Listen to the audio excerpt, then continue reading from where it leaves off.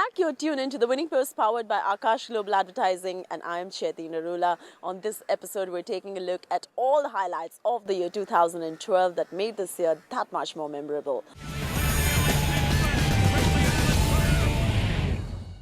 June turned out to be the month of superstars over in the United Kingdom, and for the first time since Nijinsky in 1970, it seemed that England had found a genuine candidate to win the Triple Crown when Camelot added the Epsom Derby win to his 2000 Guineas victory.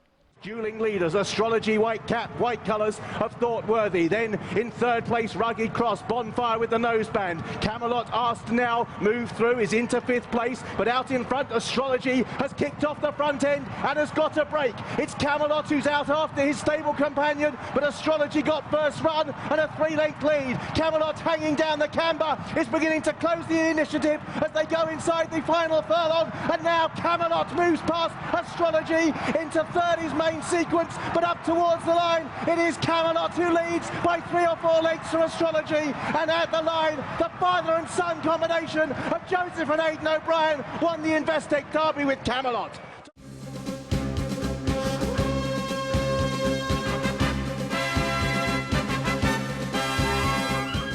A few weeks later, the unbeaten super horse, Franco, followed up his reappearance with a victory that, according to the Winning Post team, was the moment of 2012. Up towards halfway in the Queen Anne, and it's Bullet Train taking them along at a good gallop. From in second, Helmet on the near side. Over on the far side in third, then the purple jacket of Joseph O'Brien on Acceleration. Then in the centre is Franco, and now Quealy is giving him a bit more rein as he moves up now with 3 furlongs left to travel. He says go on Franco. Franco races now to a narrow lead. Acceleration trying to go with him. The old rival, they've got 2 furlongs left to go in the Queen Anne, and now he starts to shake the reins at Franco. He gets an immediate response. The champion starts to draw away. He's gone 3 lengths in front. Acceleration can find no more, and this is a procession. It's now Franco who's drawing away. What a performance. The superb, the spectacular Franco. 11 out of 11, and in a zone of his own. It's Franco who wins it by 8 lengths. Acceleration gets second. In third then is Side Glance, followed by Indomito, who ran on well. Well, I think if I were to pick one moment in 2012 that stands out ahead of any other, it has to be Franco's victory in the Queen Anne Stakes.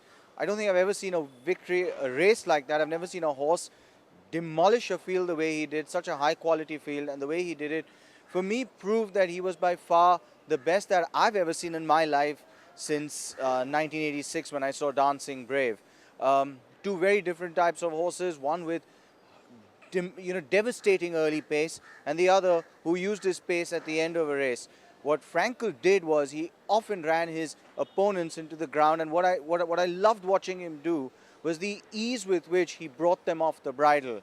And for me, that was the moment of 2012, and truly a great performance. Back in India, July saw the traditional running of the Kingfisher Bangalore Derby.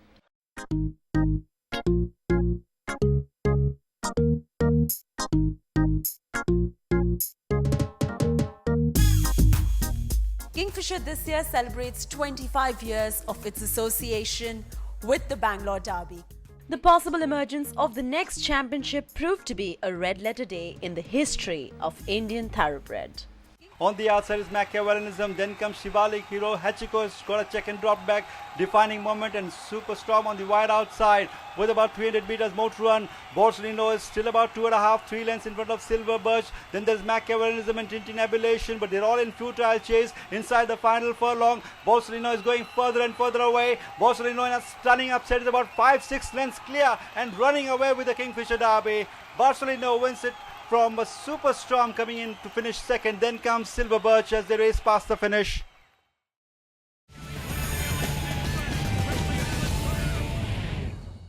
Running Flame, actually I bought Running Flame for a client of mine, and unfortunately before she started racing he went out of racing. So we were left with this particular horse. It's the only horse he had with me. And I went and made an offer to him saying that I would like to keep this filly, and I would pay her 50% of whatever she earns. And that turned out very well for both of us. I took it over from him, and he made a net profit of 70 or 80 lakhs because the filly kept winning races. Eventually, she became our property. And then after that, she won four more graded races in Hyderabad. Then we took her abroad, we raced her abroad. It was a new experience for us. So it went along. Then we bred her. We had the privilege of training with some of the best trainers in the world. And today she's come back to me, and I'm thrilled that I could train a Derby winner out of her.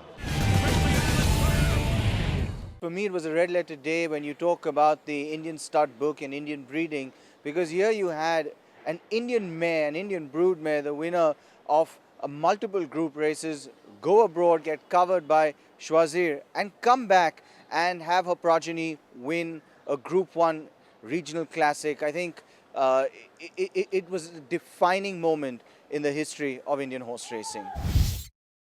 What a defining moment right there in the history of Indian thoroughbreds. Definitely continues to bring us moments to look back and cherish upon. Time now to take a quick break right here on the Winning Post. On the other side, we've got lots more highlights of the year 2012 waiting. Take a quick break right here. I will see you on the other side.